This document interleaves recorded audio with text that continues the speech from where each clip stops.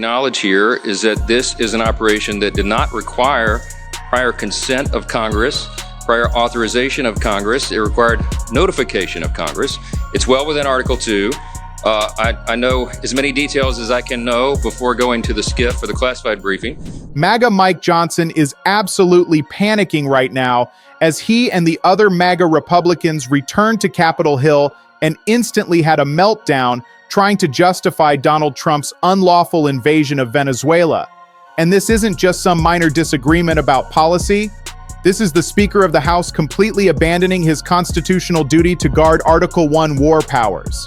There is no authority to go. They did not just do ships off the water. They went inside Venezuela, bombed civilian as well as military places.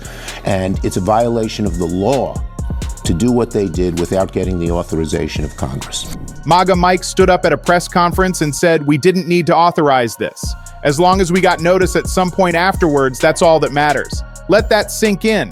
The Speaker of the House, whose job is to protect Congress's power to declare war, is saying notification after the fact is good enough.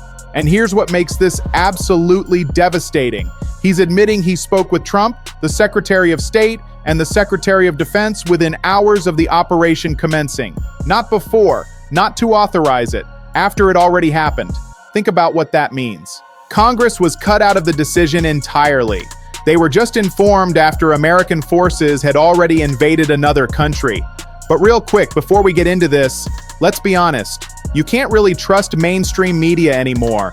That's why we built John Brown Show to bring you real stories, real context, and no corporate spin. If you want to stay ahead of the headlines, please subscribe because you might think you are but aren't. Your subscription actually matters here. All right, let's get into what actually happened. MAGA Mike says this operation did not require prior consent of Congress, prior authorization of Congress. It required notification of Congress. It's well within Article 2. That's a complete abandonment of congressional responsibility. And then he says something even more stunning. He claims this wasn't regime change at all. Not regime change. We just kidnapped their president and installed someone new. But not regime change. MAGA Mike says we're actually going to be sticking with the Maduro regime, except Maduro is gone. And the new president is Delcy Rodriguez, who was Maduro's right hand, and at her swearing in, she was seen hugging the leaders of Russia and Iran and China, but she's our girl now, according to MAGA Mike. Share this video with everyone you know because here's where it gets really interesting. MAGA Mike says this is not a regime change. This is a demand for change of behavior by a regime. The interim government is stood up now, and we are hopeful that they will be able to correct their action. Think about the logic here. It's not regime change. We just removed the leader, installed someone from his own government, seized their oil, but it's not regime change. And why does MAGA Mike think Rodriguez will change her behavior? Because her oil exports have been seized. He actually says we have a way of persuasion because their oil exports, as you know, have been seized. And I think that will bring the country to a new governance in very short order. So the plan is seize the oil and hope the person from Maduro's regime who was hugging Russia and China suddenly becomes pro-American. Then you have MAGA Republican Jim Jordan going on CNN. And he's asked a simple question: do you support American boots on the ground in Venezuela? And his answer is, well, that's a question for later. I think most Americans trust the president to do what's in the best interest of the American people and the best interest of the folks in Venezuela. That's not an answer. That's deflection. And when pressed about what this means for military families, he says, I trust the commander-in-chief. I think the vast majority of Americans do as well. This guy projects strength. Just trust Trump. That's his entire argument. No oversight, no accountability, just blind trust. Make sure you're subscribed to John Brown Show because Jim Jordan continues and says, again, you look at the track record. Russia takes Crimea. When Obama's president, they go into Ukraine. When Biden's president, nothing happened when Trump was there. The strength he projects as commander-in-chief is something the American people appreciate. He's using Putin's invasions of other countries to justify why Trump's invasion is good. That's the defense.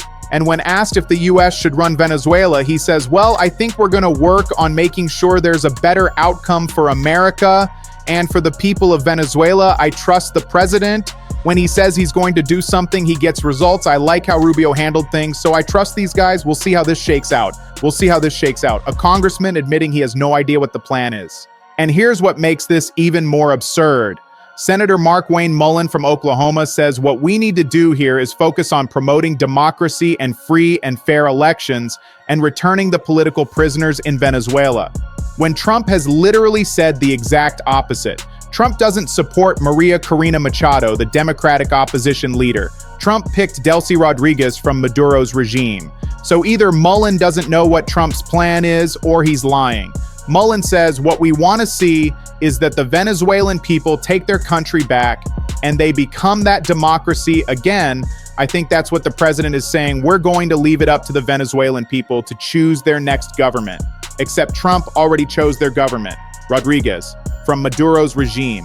Share this with your friend, because then Senator Rick Scott says, I'm just glad that Trump didn't just take Maduro away. He's committed to freedom and democracy in Venezuela. I've talked to Rubio. I've talked to the president. They're committed to freedom and liberty. Now, I can't tell you how they're going to get there, but I believe we're going to get there. Can't tell you how they're going to get there. That's a U.S. senator admitting he doesn't know the plan, but supporting it anyway. That's not oversight. That's rubber stamping whatever Trump wants to do. Then you have Congressmember Carlos Jimenez at a press conference, and he's asked, what questions do you have for the Trump administration about this operation? And Jimenez says, the questions that I would have is just how brilliantly they carried out the operation. I thought it's textbook. It's probably something that will be studied for years, how they were able to go into Venezuela and arrest somebody wanted by the justice system. That's his question. How brilliant were you? Not was this legal? Not what's the plan for afterwards? Not how much will this cost? How brilliant? That's cheerleading, not oversight.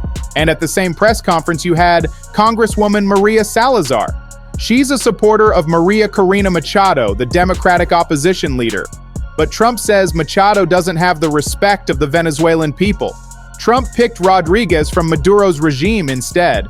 And Salazar says, well, I have not been able to talk to her, but the opposition understands that we need to work with this Delcy lady who swore herself in.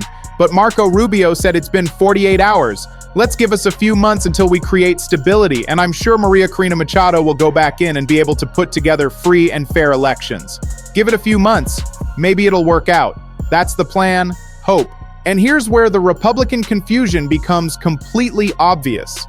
At another press conference, Salazar, Jimenez, and Diaz-Balart were asked why they don't support Machado since Trump doesn't. And Diaz-Balart absolutely loses it, starts screaming at reporters, whoa, whoa, whoa, when have we ever not supported her? These are serious issues. Do not put words in my mouth.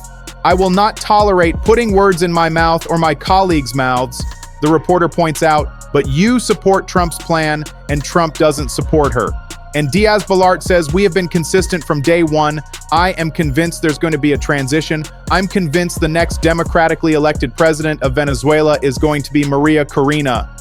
But that's not what Trump said. Trump said he doesn't think she has support. So these Republicans are either hoping Trump changes his mind or they don't actually know what his plan is. Then you have Congressmember Scott Fitzgerald. And he says this wasn't even a war. He calls it a law enforcement operation, a basic law enforcement operation. That's all this was. You sound like Putin, a special operation. Fitzgerald says if you take what Secretary Hegseth said at face value, this is strictly a law enforcement type of operation with support from the U.S. military. At the end of the day, it was a law enforcement action. A law enforcement operation where over 150 aircraft invaded another country, seized their president, installed a new government, and took control of their oil. But sure, law enforcement. And think about what Fitzgerald admits. He says American oil companies were briefed before and after the operation. Oil companies got briefed. Before Congress, let that sink in. ExxonMobil and Chevron knew about the invasion before the people's elected representatives did. That tells you everything you need to know about whose interests this operation really serves. Not American security, not Venezuelan democracy, oil company profits. Then you have Senator Lindsey Graham, who's absolutely energized by military action. He's already talking about Iran next. He puts on a hat that says, "Make Iran great again." He says, unlike Obama, President Trump has not turned his back on the people of Iran. So I pray and hope that 2026 will be the year that we make Iran great again. Venezuela this week, Iran next. And he's making jokes about paying debts in Venezuelan dollars now that we control their currency. He tells Trey Gowdy, "I'm going to pay you, but it will be in Venezuelan dollars. Good luck." Joking about taking over another country's economy. Then Stephen Miller goes on TV and says the quiet part out loud. We're a superpower and we need to dominate. He says the United States is using its military to secure our interests unapologetically in our hemisphere. We're a superpower, and under President Trump, we are going to conduct ourselves as a superpower. It is absurd that we would allow a nation in our own backyard to become the supplier of resources to our adversaries, but not to us. There it is, the resources. Not drugs, not terrorism, resources. Oil. Miller is admitting this is about taking Venezuela's oil and making sure American companies get it instead of China or Russia. And Miller goes even further. He says the Monroe Doctrine and the Trump Doctrine is all about securing the national interest of America.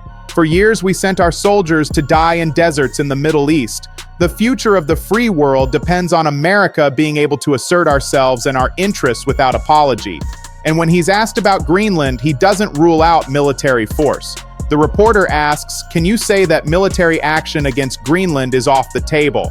And Miller says the United States should have Greenland as part of the United States. There's no need to even think or talk about this in the context of a military operation. Nobody's going to fight the United States militarily over the future of Greenland. That's not ruling it out. That's saying we're taking it and nobody can stop us. Now, here's what makes all of this even more striking. Contrast these MAGA Republicans with Democratic Congressman Jason Crow, who's a veteran, former Special Forces, actually served in combat. And he says the more important questions are, should we have done this and what comes next? I am haunted by the ghosts of Iraq and Afghanistan, where those invasions initially went flawless, but then it was years later, trillions of dollars spent, thousands of American lives, decades of lost opportunity that followed that were the problem, and the appetite for Americans right now for more nation building, more endless quagmires is almost zero. People are struggling with healthcare, their housing. That's where they want our focus. And that's what actual oversight sounds like. Should we have done this? What comes next? What will it cost? How long will we be there? Those are the questions Congress should be asking. Not how brilliant was the operation, not just trust Trump, but the MAGA Republicans aren't asking those questions. They're rubber stamping. They're cheerleading. They're abandoning their constitutional responsibility to check executive power, and they're doing it because they're terrified of crossing Trump. And here's the final piece that shows you exactly where MAGA Mike's priorities are. After 2 years of deflecting, he's now saying the legally required January 6th plaque can't be put up. Federal law requires a memorial plaque honoring Capitol Police to be hung on the Capitol grounds, required by March 2023. It's still not up. And MAGA Mike says the statute authorizing the plaque is not implementable. If Democrats are serious about commemorating the officers, they're free to work with appropriate committees for proper vetting. Proper vetting for a plaque honoring officers who defended the Capitol, but an invasion of Venezuela without congressional authorization. That's fine. No vetting needed. Think about what that tells you. MAGA Mike will defend Trump invading another country without Congress. But a plaque honoring police officers, that needs committees. That needs vetting. That's too complicated. The priorities are crystal clear. Protect Trump at all costs, even if it means abandoning the Constitution, even if it means ignoring the officers who defended them on January 6th, even if it means rubber stamping an illegal invasion. The bottom line is this: MAGA Republicans return to Capitol Hill in complete panic mode. They're making up justifications that contradict each other. Some say it's about democracy. Trump says it's not. Some say we'll support the Democratic opposition. Trump picked someone from Maduro's regime. Some say it's law enforcement. Over 150 aircraft invaded a country. They're admitting they don't know the plan. Admitting oil companies were briefed before Congress. Admitting they're just trusting Trump blindly. This is what happens when a party completely abandons its constitutional role, when oversight becomes cheerleading, when Article 1 war powers become optional as long as you notify Congress after the fact. The system of checks and balances only works if Congress actually checks the executive, and MAGA Republicans have made it clear they won't. This story continues. Stay tuned.